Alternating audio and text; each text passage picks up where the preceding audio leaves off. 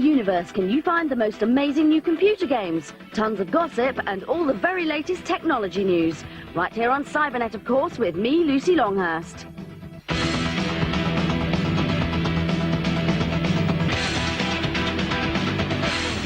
Something else out soon is this revamped classic for the PlayStation. Viewpoint is a version of that classic shooter Zaxxon, one of the first arcade games that used an isometric or three-quarter view. For players who like it fast and simple, this is it.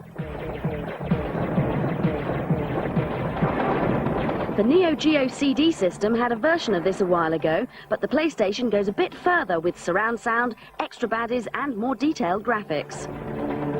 Vary your shot blast, hurl shockwaves, throw firebombs and pick up as many power-ups as possible. It's tough and the 6 very long levels will keep you going for longer than you think.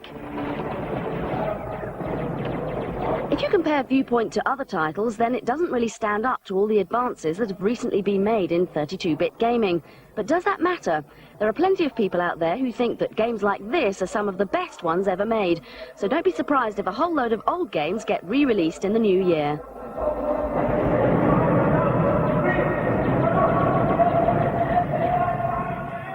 And still on the PlayStation, the latest and most realistic basketball game is almost here.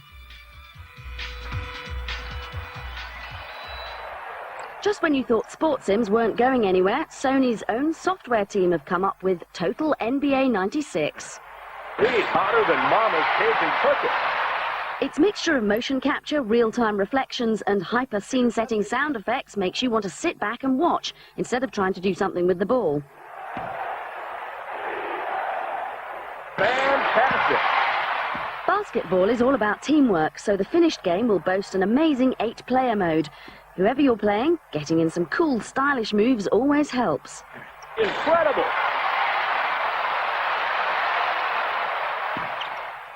Of course, a good defence isn't going to let you win, but if they play nasty, you'll have your chance at a penalty point. Just another fine detail in what's shaping up to be a great start to the new year for Sony's Super Console. Fantastic!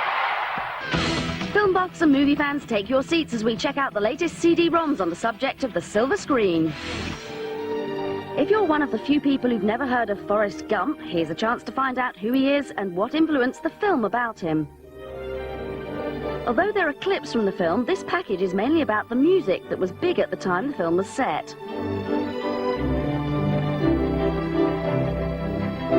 Swing your hips to a bit of Elvis Presley. Well, you ain't never gonna rap it and you ain't no friend of mine. Or listen in on interviews about famous musicians from the swinging 60s. Elvis was famous for doing things exactly the way he first heard them. If you sent him a demo in the key of whatever, C, F, whatever, even if it was a difficult key for him to sing in, he would do it. And no good multimedia title would be complete without some video clips. Just like that, she was gone, out of my life again. This is a pretty good package, particularly if you enjoyed the film, but it'll probably appeal more to mums and dads who remember the events and music of all those years ago.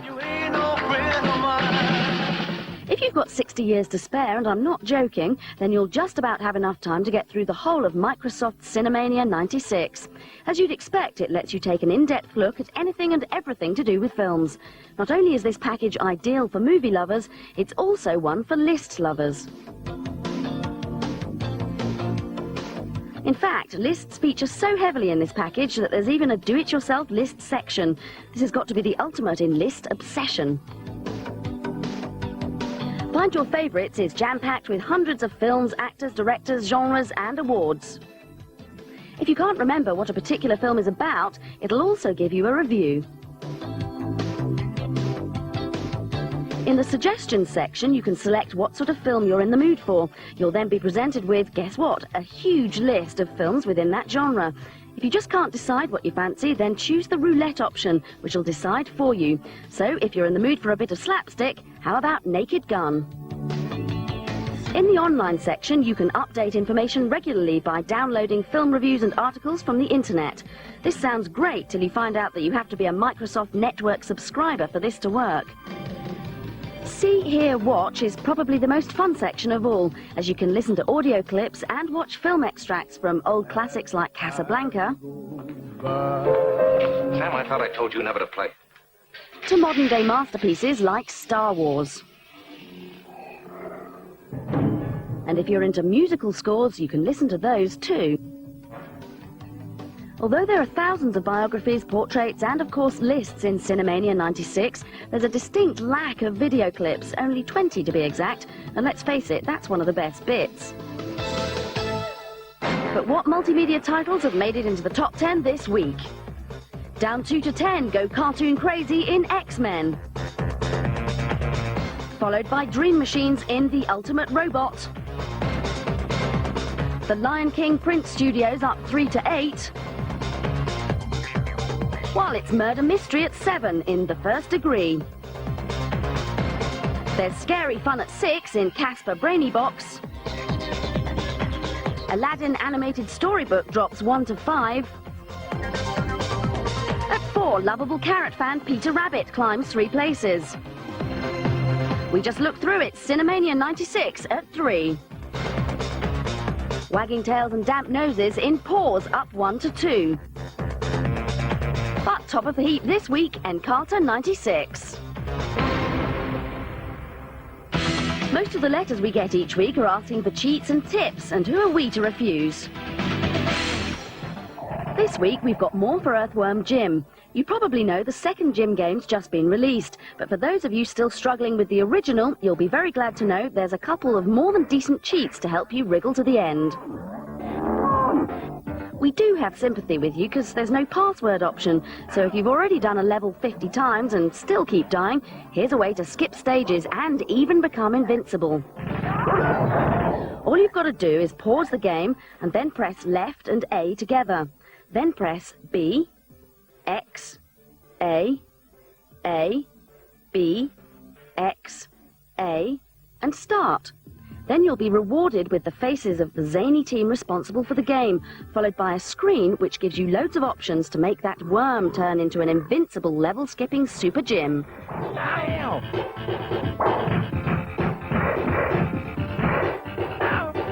Now there's absolutely no excuses for not getting to Psychro at the end. After that, it's up to you to ruffle his feathers or completely blast him away. The Pentium processor is supposed to be the fastest thing for your PC, but it's already out of date.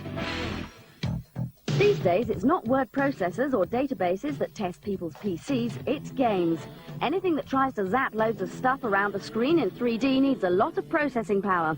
Every year, we spend more and more money on trying to make our PCs play the latest thing. Nearly 3 years ago, Intel invented the Pentium chip.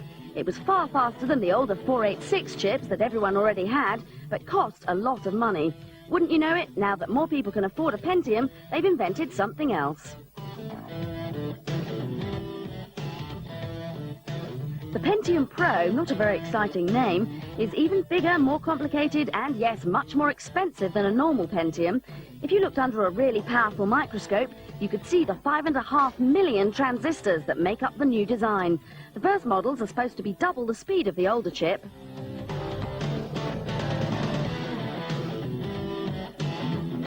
As you might have guessed, the Pro bit in the name means that all this super-duper power is designed for professionals who do things like virtual reality, computer-aided design, and fancy animation.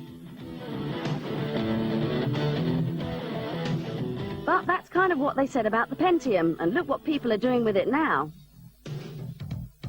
Expensive Pro chips are already being made, but someday they'll be as cheap as today's PC hardware, and then it's upgrade time. I mean, don't we all want to play that latest helicopter flight sim that needs just a little bit more processing power?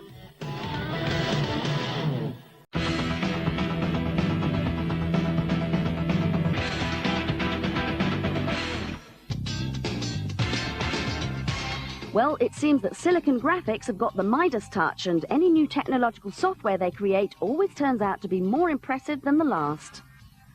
So here's a taster of one of their latest. It's a special demo for the Onyx system that lets you take a virtual tour of St. Peter's Basilica in Rome. This may sound dull, but when you look at it, I'm sure you'll agree it's nothing less than superb. Now, if you've ever been to the Basilica in Rome, you'll realize that it doesn't actually look like this anymore, as it was destroyed in the 12th century. So everything you see here has been created by looking back at old records. As with most VR packages, you can divert from a straight line, so if you see something interesting on the way, you can go right up to it and take a closer look. And to get a simpler view of things, you can either turn off the textures or apply the wireframe. Because it's a high graphics demo, it's really limited to looking at something like this on a reality engine type of machine. As soon as the technology moves down, and it's moving down very quickly to the desktop system, you'll be seeing this a lot more for use in schools, also for architecture, art history, things like that. That's all very well for the future, but what about the present? Well, the system currently uses 4 processors and over 50 times the amount of memory that most home PCs use. So it's highly, and I mean highly, unlikely that you'll be able to have anything like this at home for a long time yet. But who knows?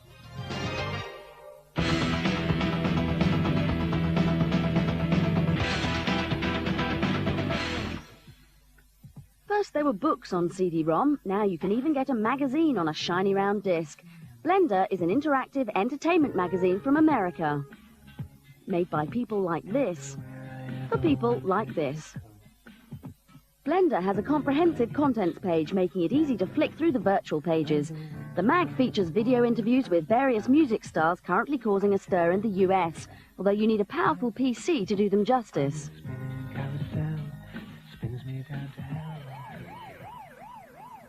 Hello, I'm Damon from Blur. And I'm Alex from Blur, and we're in New York. Well, welcome to New York, fellas. You know, you guys are pretty attractive in a British pop band kind of way. The CD also contains clips and reviews of various cult stateside movies. Tom is basically a little Yoda figure, and this is a really cute film. I've got an album out called 1000 Fires on Radioactive Records. Right now I've got my second single, Fallen Angel, coming out. As well as all the music plugs, Blender covers topics from fashion to politics, cartoons, and all things electronic in a funny and well-presented way. As this is a CD, you can see and hear the things on review, so you needn't believe the writers. Mind you, one Blender costs the same as quite a few ordinary mags, and we're not convinced it's worth it.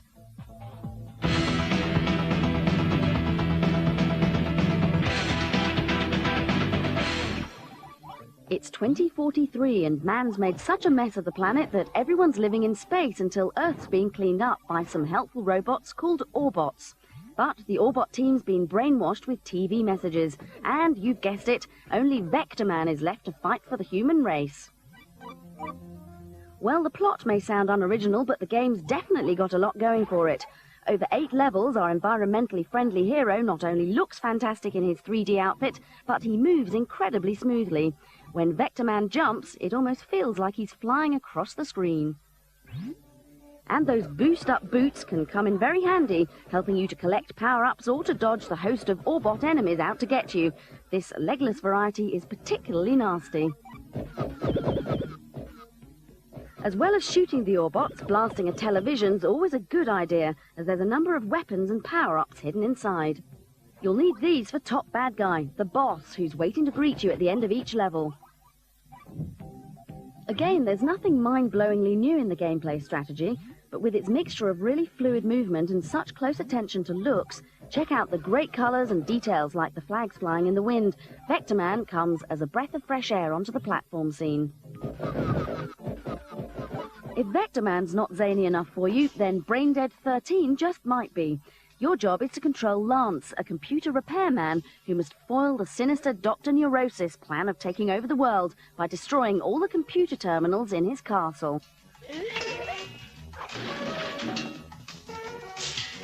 It's a bizarre combination of horror, action and comedy with oodles of interactive gameplay. It's got the feel of one of those cruddy old 50s B-movies, and it's chock full of silly sight gags and sound effects. All these characters and backgrounds were drawn by hand and animated like a classic cartoon. The best thing about this game, besides the stunning animation, is that it's non-linear, which basically means you decide where to go and what to do. There's no fixed path, so you could end up anywhere. Don't say we didn't warn you.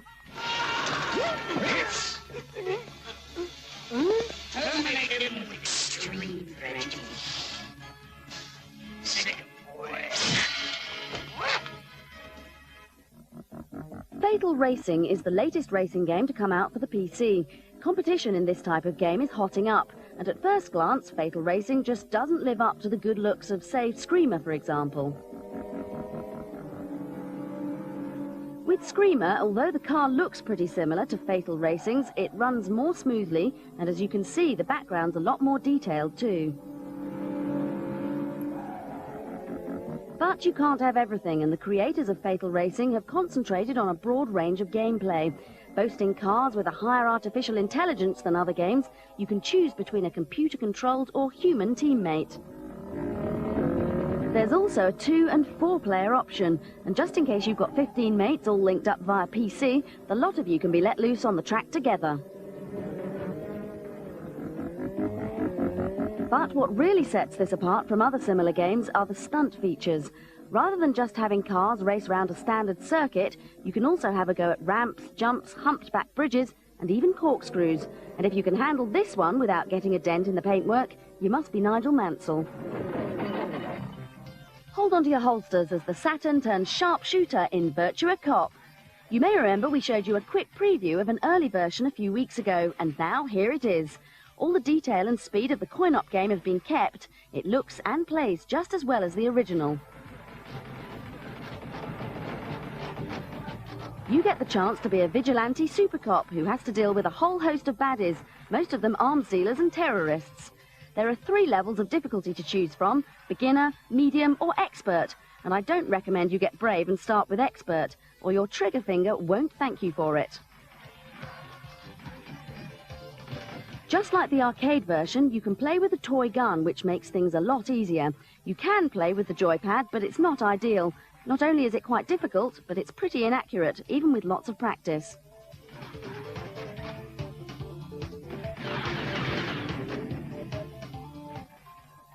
If you complete the 3 difficulty stages, then you go into ranking mode, where, like it sounds, you try to get the best score to reach the top of the table.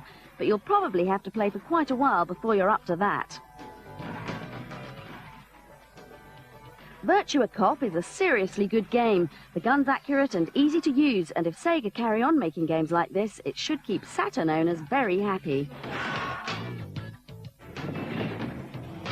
Well, it's time for me to shoot off now. I know it's hard to believe, but we've got another amazing show lined up for next week, so make sure you tune in. In the meantime, we'll leave you with a bit more of a taster of Toy Story. If you'd like to drop us a line, then grab a pen. The address is coming up. See ya!